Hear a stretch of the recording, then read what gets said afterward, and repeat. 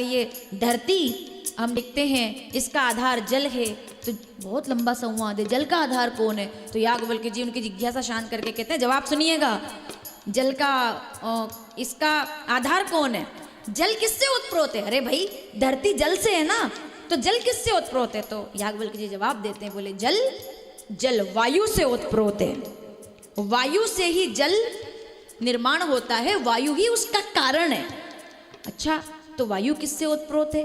तो उन्होंने कहा वायु अंतरिक्ष से ओतप्रोत है, उसका कारण वो है। तो अच्छा, अब शास्त्रार्थ चल रहा है, सवाल जवाब हो रहे हैं, समझ रहे हैं आप?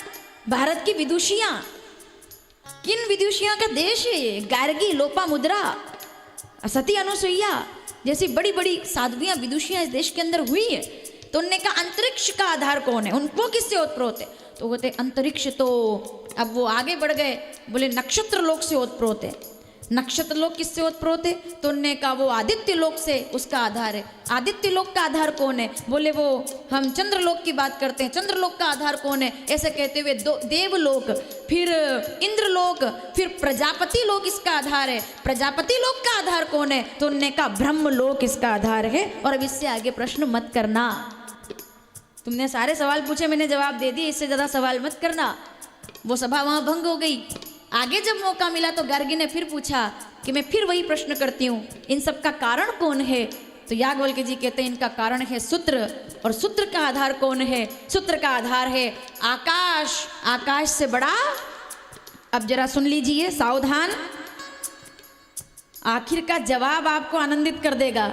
तो उनने पूछा आकाश से भी तो कोई, आकाश किससे उत्प्रोत है?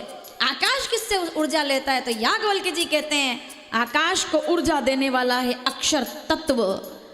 अक्षर तत्व वेत्ता, उस अक्षर के बिना इस सृष्टि में कोई काम पूरा नहीं हो सकता। अब वो अक्षर मुझे याद नहीं है, वो आप मुझे बताएंगे कि वो एक अक्षर कौन सा है जो जगत का आधार है, जिससे पूरी जगत की सत्ता है।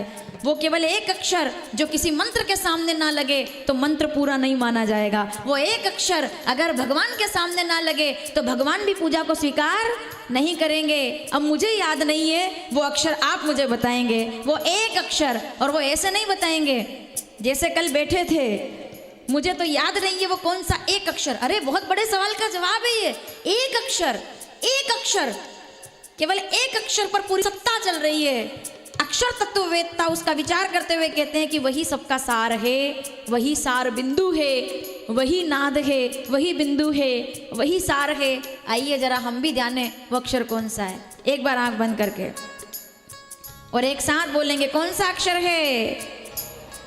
ओम ओम ओम नमः प्रणव। उसी की सब आधार पर है, वही मंत्र है जो जगत में सार देने वाला है।